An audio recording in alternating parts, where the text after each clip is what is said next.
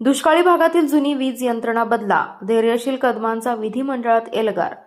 सत्ताधारी पक्षाचे आमदारच सरकारसमोर दुष्काळी भागातील वीज व्यवस्थेचा प्रश्न आक्रमकपणे मांडत असतील तर परिस्थिती किती गंभीर असेल याचा अंदाज येतो.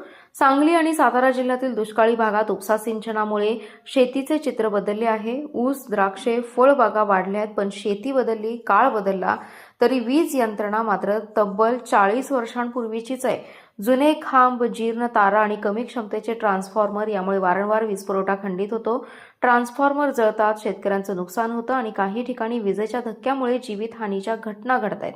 याबाबत कदम यांनी प्रशासनालाही खडे बोल सुनावलेत. शेतकऱ्यांच्या तक्रारी होत असतानाही गंभीर दखल घेतली जात नाही. ट्रान्सफॉर्मर जळाला की पुन्हा त्याच क्षमतेचा ट्रान्सफॉर्मर बसवला जातो. प्रश्न सुटत नाहीत, पण सरकारी खर्च मात्र पुन्हा पुन्हा वाढत राहतो.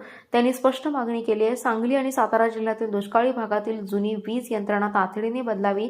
भविष्यातील वाढती मागणी लक्षात घेऊन 200 HP क्षमतेचे ट्रान्सफॉर्मर बसवावेत आणि शेतकऱ्यांना सुरक्षित आणि सक्षम तसेच अखंडित वीज पुरवठा मिळावा.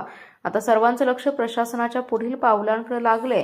आमदारांनी विधिमंडळात उपस्थित केलेल्या या मागणीवर किती वेगाने निर्णय होतो हे पाहणं महत्त्वाचं ठरणार आहे. या प्रश्नांबाबत तुमचं मत काय? दुष्काळी भागातील वीज यंत्रणा तातडीने बदलली पाहिजे का? तुमची प्रतिक्रिया कमेंटमध्ये नक्की द्या. अशाच महत्त्वाच्या अपडेट्ससाठी चॅनेलला सबस्क्राईब करा. Special report, power Marathi news. आपला जिल्हा, आपली power. Power Marathi news network. एकच नजर, चौफेर खबर.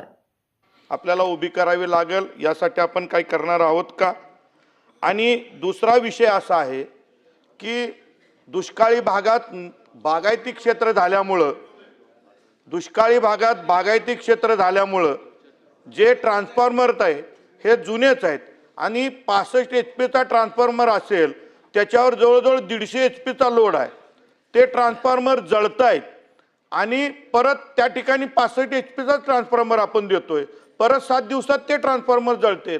माझी आपल्याला विनंती आपल्या मार्फत मंत्री महोदय आहे की या ठिकाणी 65 HP ट्रान्सफॉर्मर दुरुस्त करून शासनाचा खर्च वाया घालवण्यापेक्षा त्याची क्षमता 200 HP पर्यंत केलं तर आहे इन्फ्रास्ट्रक्चर वापरून आपल्याला त्या ठिकाणी शासनाची पण पैशाची बचत करता येईल.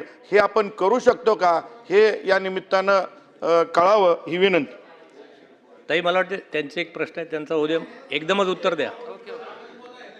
सदाभाऊ सभापती महोदय, अण्णांनी जे लक्षवेधी आणलेले ते शेतकऱ्यांच्या दृष्टीने अत्यंत